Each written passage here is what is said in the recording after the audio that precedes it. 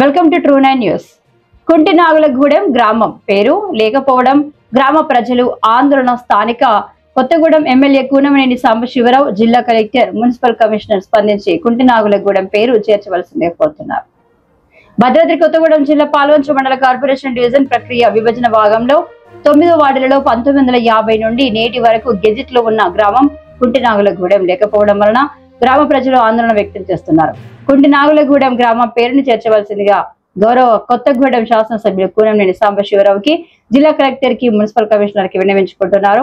ఈ కార్యక్రమంలో పాల్గొన్న ఆదివాసీ రాష్ట్ర నాయకులు సోయం సత్యనారాయణ, ఆర్ఎం ప్రశాంత్, తురసం దశరాజు, తాటి శేషు, తురసం గంగరాజు, తురసం రాజారావు, పండరాజు తదితరులు పాల్గొన్నారు. భద్రాద్రి కొత్తగూడెం జిల్లా కొత్తగూడెం కార్పొరేషన్ ఏర్పాటులో పాల్వంచ డివిజన్లోని కుంటినాగులగూడెం గ్రామాన్ని పూర్తిగా తొలగించడం జరిగింది. ఈ కుంటినాగులగూడెం గ్రామంలోకి స్వతంత్రానికి పూర్వం నుండి పాల్వంచ సంస్థానంలో ఈ గ్రామం నాటి నుండి నేటి వరకు ఇక్కడ ఆదివాసులు జీవనం చేస్తున్నారు.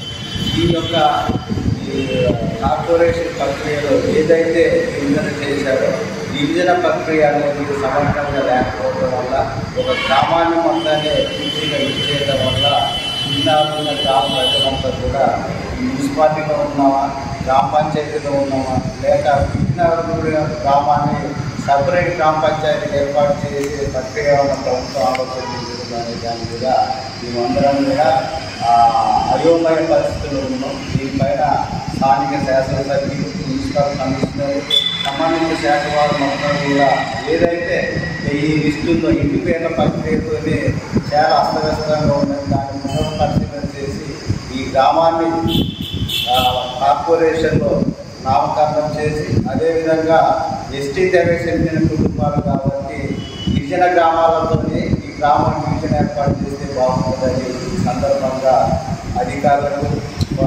సాంబశివరావు గారికి మరియు మున్సిపల్ కార్పొరేషన్ చైర్పర్సన్ గారికి అందరూ కూడా తెలియజేస్తున్నాం. ఇలాంటి ప్రక్రియ వల్ల చాలా ఇబ్బందికర పరిస్థితి ఉంది కాబట్టి ప్రభుత్వం కూడా ఆలోచన చేయాలని ఈ సందర్భంగా మేము డిమాండ్ చేస్తున్నాం.